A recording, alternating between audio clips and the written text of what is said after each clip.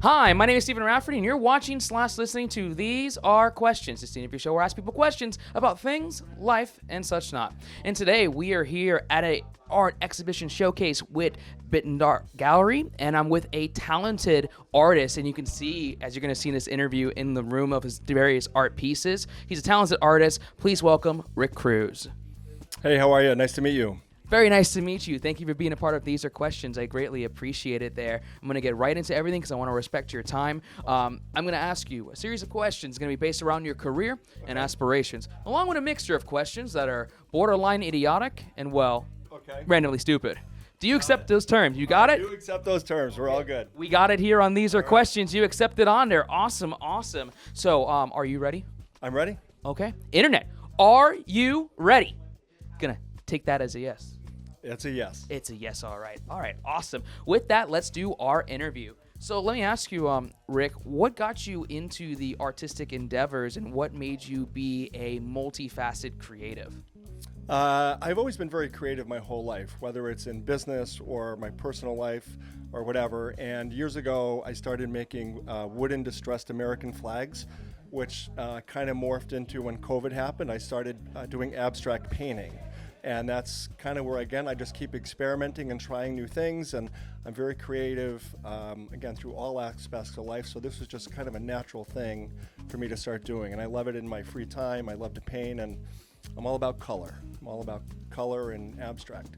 And it makes sense. You can see it here in this room, and we're going to showcase it throughout the episode, and even behind us with this beautiful art piece here. Like, your color is your dynamic feature that you have, and it's very, very visibly appealing, which is cool. Yeah, totally. I'm all about trying to create layers through color and just creating a very warm and happy vibe through my paintings.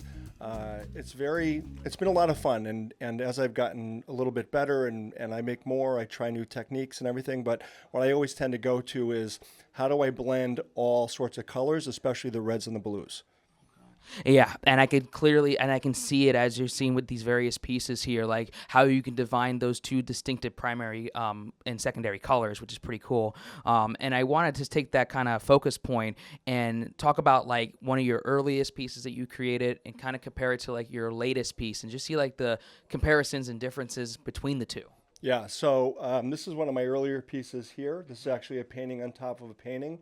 And here I used tape and a lot of colors and just scraped individual boxes in order to create a different effect of color, kind of colors blending into other colors. And abstract, you'll see the red and the blues are all different. And then this kind of grew into this painting that's up above here, where I would take two colors for each scrape. And I really wanted to have the contrast from red on one side up to blue on the other, but also kind of blend in the blues and the reds into the blues too. My latest painting is this heart piece over here, which has got a lot more emotion into it. It was time of my life where I had a relationship that didn't work out, and it started as a broken heart and turned into a heart that came together as one, kind of as the heart was mending. So what's interesting over time is, as I've gotten better, I've learned how to use my emotions to make the paintings feel more, you know. And I can visually see it with this piece, and this piece very much resonates with me a lot from a personal and also from a creative point of view, and I can definitely see the distinctive nuances that you have with this piece in comparison to all the pieces that you have here in this room. And if you had to define your artistic style in like one word, what would that be? God, that's a tough one. That's what we have here on These Are Questions.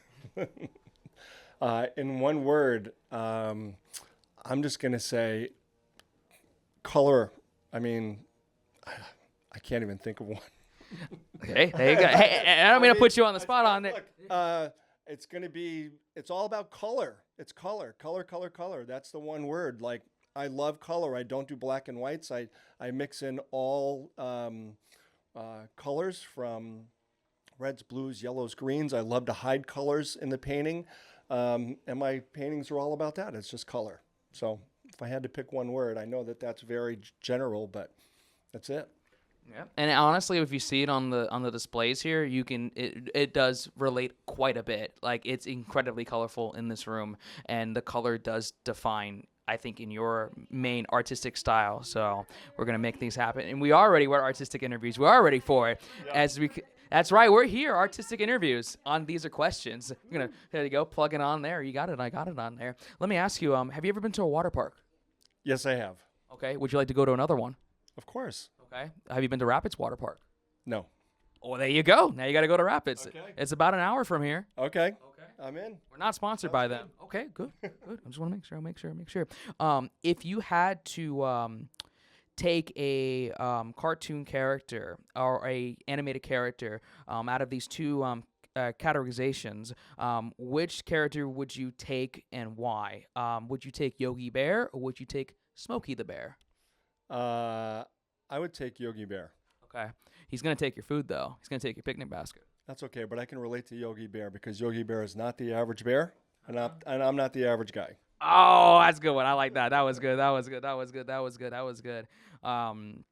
Let me ask, have you ever been inside a diamond mine? I have never been inside a diamond mine. Do you want to be inside a diamond mine? No. I see no reason to go inside a deep mine. Fair enough.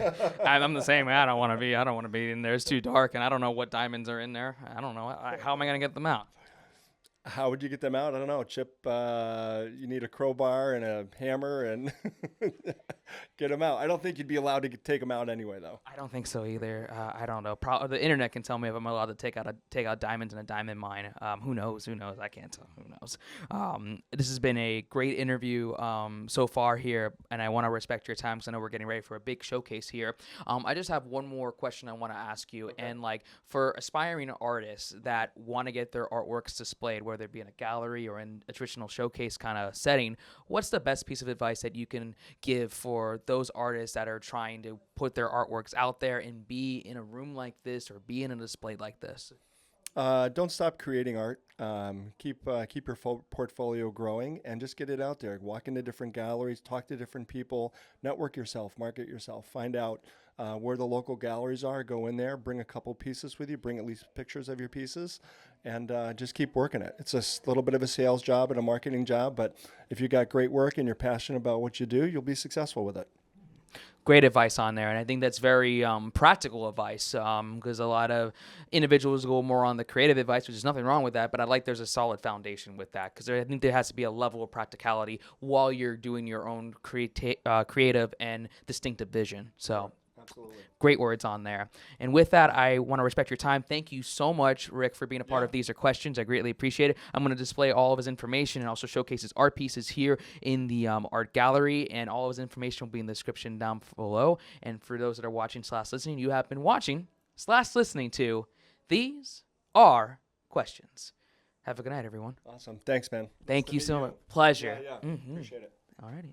Hi, my name is Stephen Rafferty. You're watching / listening to These Are Questions, the interview show where I ask people questions about things, life, and such not. And I am here at Bitton Art Gallery, and we are showcasing various artists here at this exhibition showcase. I'm with a very talented artist, as you can see with her many artworks right behind me. Please welcome Tanya Goldstein. Welcome. Nice. Nice to meet you, Tanya. Sorry. Nice to meet you. Hi, everybody. Hello. I'm waving to the camera. Hello. Tanya, I'm going to ask you a series of questions. It's going to be based around your career and aspirations, along with a mixture of questions that are borderline idiotic and, well, randomly stupid. Do you accept those terms? I like art all my life. Okay. But now when I came from Ukraine, I had a very, very bad experience. And I need to explain everything what I have inside. And I try to make some, create my experience, my soul, and put it to word, to show how life can be nice. When you can create your reality, good create, not crash, just create on an up level. Mm-hmm. And I can see that there with your artworks. And with that defining answer, we accept on those terms, and we're going to conclude and start with our interview here. So let me ask you, how you talked a little bit about your story. How did the art start for you, and how long you've been creating your art pieces for? I create in 30 years, but different, because I can work on a different style, on different type and different material. And also here I like a lot like restore furniture, antique furniture, and make a new design for furniture. And I like work with textile like here, and I try how I can use different material, how I can combine different material, how it works with my hand, how it works with my mind, and I always try to make like a experiment. Yeah. And I can see it with the different pieces, and we're going to put all these different artworks in the video, and you're going to see that here in our episode. And out of your pieces that you made, what are some of your favorite artworks that you've created? Like here. All here. You like all of this here. Okay. All here. I like a lot that red one, because I try to explain. It's called like a road of life. Like sometimes life try to broken us, and like originally it's a fabric. It's a gentle material. It's a soft material, and okay, life broken us, and we start to be like more stronger, and put like some plaster here, and after broken, and we start to be more strong, and after we apply like epoxy, and we start to be like stronger. And a red color, it's like give more energy, because we have energy to move forward to our dream. That's right. To your dream, to the dream. I like that. If you had a dream location that you would like to have your art displayed, what location would that be and why? My art location. Yeah, like where in the world would you like your art to be showcased? To be showcased. Yes. It's a very hard. It's a hard question, really, because I haven't like specific location. Okay. I want to present my life like everywhere with when possible, and I want to show my people. And I'm sure if anybody connect with my mind, he will like it. Yeah, that's why not specific place. Specific place, that means specific people. It's very important for me. Very important on there. Yeah, place in the mind. That's right. Place in the mind. That's the answer. Yeah. Absolutely there. This has been a great interview, and I'm going to show all your art pieces, and I really respect your art craft and what you've done. I just have one more question to ask you on this episode. What's the best piece of advice that you can give for an artist that wants to start creating art pieces? Just be true with yourself. Just be true. Just do what you want, and try like for a last drop unpack you. For a last drop, unpack you what you mean, what you think, what you want. Just be true with yourself. Okay. Be true to yourself. I think it's a one reason to create. Absolutely, and you can see it here with the works and the talent that you provide on there. Thank you so much for being a part. You did great. Thank you so much for everything. And I'm gonna have all of Tanya's work all displayed in the description, so you can see her works and her social media and everything that she's done. And just thanks again for being a part of the interview. I appreciate your time. Thank you. Bye. Bye. Hi, my name is Stephen Rafferty, and you're watching / listening to These Are Questions. It's an interview show where I ask people questions about things like and such not. And we are here at Bitton Art Gallery. We are doing their art exhibition showcase, and I'm with two talented artists. I am with Jen and Hanna. Welcome to These Are Questions. Thank you for being here. Thanks for having me. Thank you. All right, well, welcome. Well, I'm going to respect both of your time. I'm going to ask you both a series of questions based on your career and aspirations, along with a mixture of questions that are borderline idiotic and, well, randomly stupid. And I have an audience here, so we get a little applause on it, a little woo. Yeah. Thank you. Do the two of you accept those terms? Yes. Ken. Ken? Yes, in Hebrew. I learned something new on These Are Questions. Thank you for your time. I really do appreciate it. I want to ask the two of you to start off this interview, how did you both get into the arts? I was in need of some therapy. I needed to release my dating frustrations. Well, we are in South Florida, and it's a difficult market out there for a lot of people. But don't worry, you'll find your one. It just takes time. Wow, that's so sweet. And this is exactly the name of the show, Beneath the Surface. So hopefully he will pop up soon. You never know. The person could be looking here on These Are Questions. You never know. Life is funny sometimes. So you got into the arts through that, and I've seen some of your art pieces. We're going to put your artworks and everyone's artworks in this episode so you can see the nuance and detailness of everything. But to return the favor on there, how did you get into the arts, Jen? So I'm actually a therapist by day. Well, hold on. Wait a minute. Connecting. Wait a minute. You telling me you have personal going on? Therapist? I'm not a licensed therapist, but Nice to see, meet you. there you go. Right here on These Are Questions. So we've actually had a few therapeutic sessions at my art studio. I'm an artist as well, and I went to go help out a friend who just needed to vent out, and so we did like a late night therapy sesh at his art studio, and I just started kind of really realizing like how much we really hide our true selves, and so I just said, all right, let's do it. I just started just creating as he was creating, and that's just how everything kind of developed into Beneath the Surface. Which is incredibly cool, and I know we're behind one of your pieces right now, and it's incredible to look at. You know, it really is. And I'm just gonna step out for a second. You could just see right here, like it's amazing on there. It's incredible work on there. These are real rips. I mean, this is not just a very thin rip. This is so structural and so luscious, and there's so much in this. These pieces have a life of their own. Their soul is coming from underneath. It's really beautiful. Absolutely, it really is to stand out on there. And just to go on with this beautiful gallery here for you, Jen, how did you start this excuse me. He's saying my Hebrew name. I am. Yeah, absolutely. I'm not just being in a rush on here. That's 45. It's fine. For Hanna, excuse me. Apologies. How did the gallery start for you, and what kind of gave the intention and the creation for forming this gallery and having all these amazing artists, including Jen, on here on this display on here? Well, it was mainly I needed a space to paint, and I was looking for a place that was nearby where I lived, and I was hoping to get a bunch of my artists next to me, because when I had my space in Fat Village Arts District, I missed having painting in the closet. So like painting at home is one thing, but having creatives around you is another. So I was hoping to find a nice space, and I worked really hard to find this location. We're very lucky to be here. The landlord of this amazing building had allowed us to take over and bring our artistic side into the Waverly of Las Olas. And so we have over 40 artists in the space, and we have so much fun showing their art and getting to know them on a much more personal level. We already have a bunch of art collabs that took place in the gallery. We are continuously growing together and learning from each other.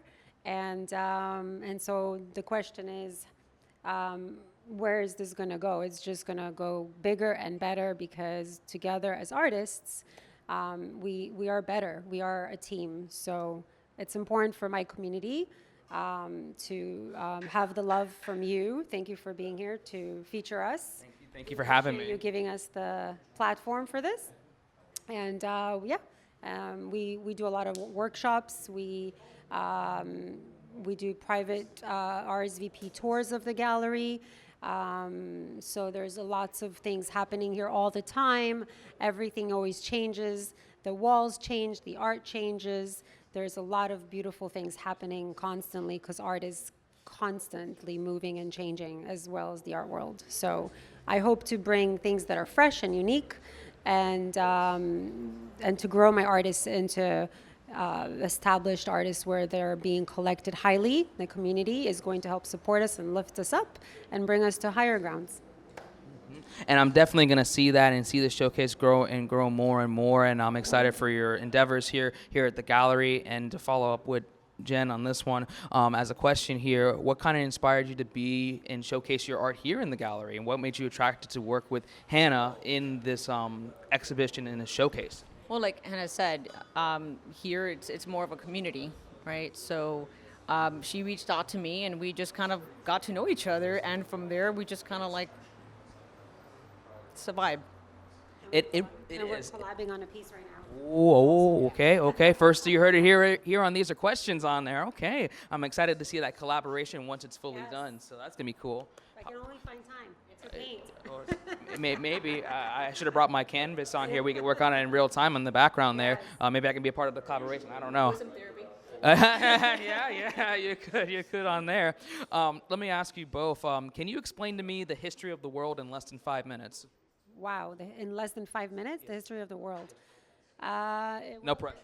It's a circle, and it is like the number 8, like your episode. So, unfortunately, things do repeat themselves, and I think as humans, and through art, I could say that I learn that we always have to keep continuously working on things, and just even if it's a work of art, you're always constantly you're looking at it and you're like, did I finish this piece? Is it complete?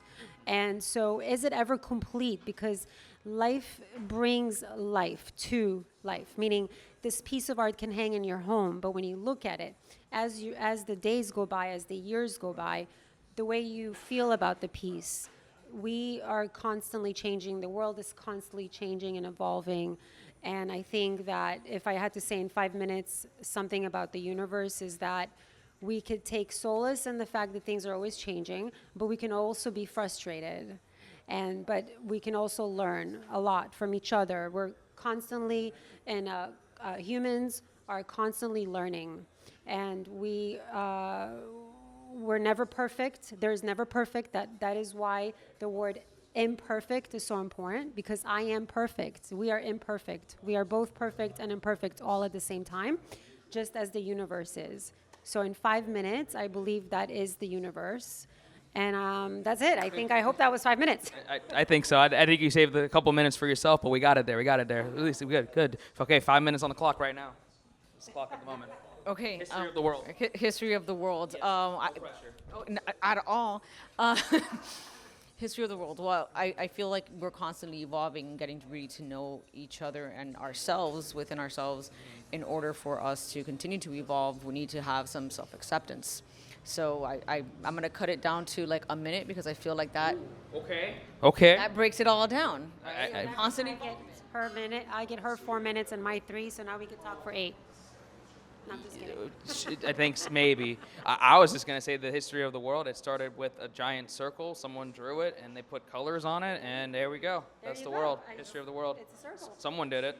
Few circles. Some being, universal, individual, I don't know. Well, Maybe Shrek. I have no idea. He probably created the world. Maybe Shrek. Well, if you think of like how things are created, right? If you take a bucket of paint and you throw it on a wall, Okay. and you throw it on a wall like 1,000 times, and eventually maybe it's going to say the word "I love you," right? But I don't think that the world is a coincidence. I think everything in this world is in this world because it is in it. So there is somebody, I think there's a higher being that brought all of this together, that we as humans could try to imagine and figure out why is all this stuff happening and why and how, and all the questions will never really be answered, but there's a reason for it all. I'm not good on there. And there we go. I appreciate your time on there, and I appreciate the clarifications on there. I just have one more question to ask the two of you here on These Are Questions. And let me get you back in frame. We're going to make sure. There we go. We're here. We've gotten together. We've learned a lot. We have our relationships, the world, art, Shrek, who knows. But the question I want to ask is, what's the best piece of advice for an artist that wants to display their works, whether it be here in this gallery or just to get their artwork out there? So I'm going to start with you, Jen. All right, I can say it is terrifying. It is absolutely terrifying to put yourself and your vulnerabilities out there. Do it anyway. There you go. Do it anyway. I would say to go into a gallery is very intimidating as an artist, because you're like bringing a piece of your heart.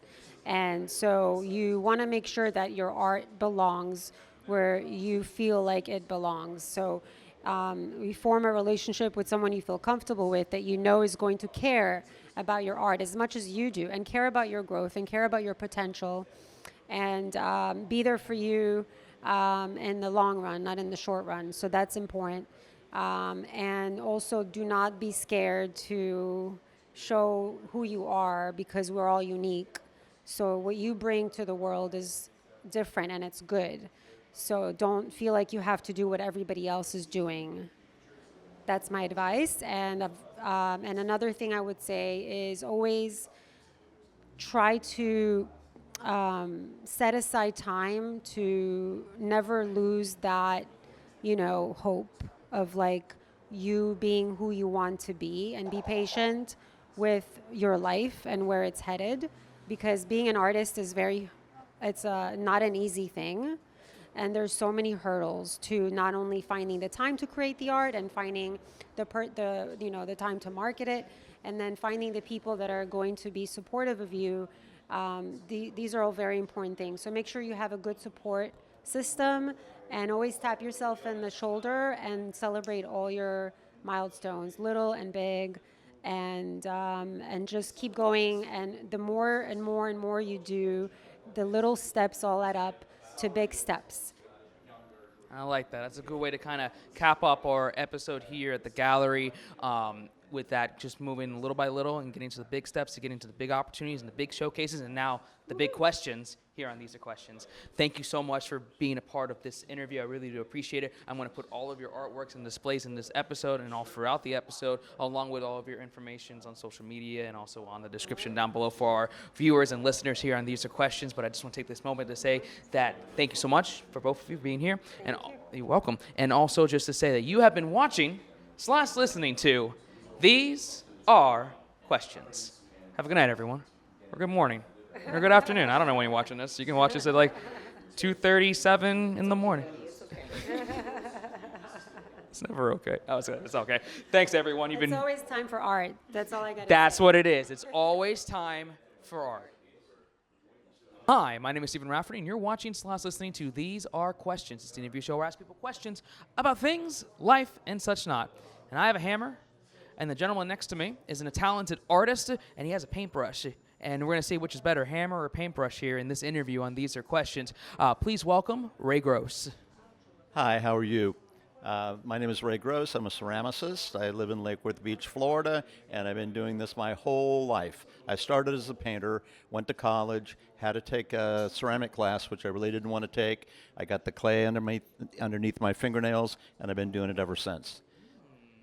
Okay, very nice to meet you, Ray, and thank you for providing that explanation about your a little bit of your history and how you got into the arts, and we're going to get more in depth with that in our interview. But I'm going to ask you a series of questions based on your career and aspirations, along with a mixture of questions that are borderline idiotic and, well, randomly stupid. Do you accept those terms? I do. Perfect. And we're going to go right into our interview itself. So you talked about a little bit about your history and how you got into everything with your art pieces. I want to know more about your ceramics itself and how you got into it. And just like explain to me the artistic style of creating all these different pieces and works and arts and how you got into the creative process of doing it. Well, art history, they have a lot of titles for things. The curators call my work pop, like Andy Warhol. In fact, I had a show last summer right next to the Andy Warhol, and they called the show Warhol, Warhol, Warhol, Gross, Ray Gross Fine Art, which I didn't like at first, but now I thought it was really a good show, and I really actually sold very, very well. Started off years ago. I was like a potter, okay? I made pottery. I made mugs. I made sometimes 100 mugs a day. So it was all functional things. But all through school and when I was in graduate school, I learned how to use low fire glazes, which give you these bright colors. And this is a platinum glaze. There's actually platinum on here. And some of the lettering is, I don't have it on here, is actually gold. It's actually gold, 23 karat gold. So I learned how to do the colored glazes. And I had a woman pull up to my studio. I was in my 20s, and in a Rolls Royce, and her chauffeur got her out, and she said she wanted, she heard I was a good potter, and could I make her flowers? And I told her I didn't want to make flowers, and she looked, probably nobody had ever told her that in her life. She was a philanthropist, and one of the things that she did, her name was Enid A. Hopt, and she was a philanthropist, and it was all about flowers. And she restored arboretums and all kinds of incredible philanthropy things. So anyway, so she looked at my paintbrushes, and she said, well, if you don't want to make me flowers, make me paintbrushes. And that's what started this whole thing. Here we are now. It makes sense. Here we are. We got Paintbrushes all over the world. And I like that. Paintbrushes all over the world on there. Speaking of the world, and I asked the question of the history of the world, whether it be in the segment before or after, it's up to you on these are questions. But speaking of the world, if you had to pick a specific location in the world or a specific artistic monument to showcase your art, as we hear the iPhone kind of go back and forth, what artistic monument / location would you want to have your art displayed, and why? Well, I don't know monuments, but I've been going to Europe, and before the pandemic, I was in 3 galleries on the Place de Vosges in Paris, and then I was in 2 galleries in Germany. One of them was Art Gallery Wiesbaden, and Wiesbaden is a famous clock. I don't know how old it is. It's hundreds of years old. It's a building that looks like a cuckoo clock, and all the tourists come to have their pictures. So Art Gallery Wiesbaden is right down the street, and they could see my work, and we sold very, very well there. So I don't know where else. I mean, people buy my art, and I'm very, very, very grateful that I can do what I love to do, and I can make a living doing it, and I've been able to travel. I sell in New York, I sell in Palm Beach, I'm in LA, I do all the big art shows now. So basically I graduated from making little pieces and sell them at sidewalk art festivals to, for the last almost 20 years, I've been doing this, and I'm in galleries worldwide now. So thank you. You're welcome on there. And we got a paintbrush. Let's bring another paintbrush right here. I finally made time to paint. Look at this raised paintbrush, got color all over it. I love it. I love her, but I have no idea what she said. We're going to find out here on These Are Questions. These are made out of solid clay, and it's getting heavy, so I'm going to put it down. There you go. No worries. I'm going to keep my hammer because I'm just going to hammer along on there. And I want to respect your time on there as we're asking more questions. And we touched base on it. Oh, we got a paint can on there. Okay. Is there anything besides paint that you want to put inside that paint can? Money. Cha-ching on there. Okay, that was good. I'll give you that. That was good. That was pretty good. The thing about pop art is I make things that are just everyday objects. And I have people all the time come up at shows, and I had a big gallery in City Place, which is in West Palm Beach before the pandemic.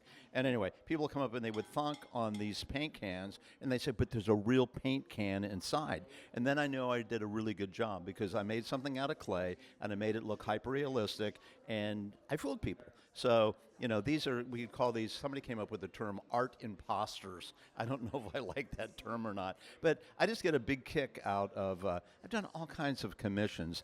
He's retired now and gone, but Terralisi was the police chief in Palm Beach for years, and they commissioned me to make his hat and a gun belt with his badge, all out of clay. And I've done pens and pencils, big Mont Blanc pens for signing like big real estate deals and stuff like that. So the attorney got a Mont Blanc pen, the architect got a pencil, the carpenter got a carpenter's pencil, all made out of clay. So I really have a good time doing this, and the people that love the work, I mean, they really appreciate it, and I'm always up for a challenge. And a challenge came, somebody dared me that I couldn't make a motorcycle. So I ended up making a purple flamed motorcycle and ended up with a one-man show at the American Craft Museum in New York City, right across the street from the Museum of Modern Art. It's since moved, but let me see, we have a card here so I can put a picture. Yeah.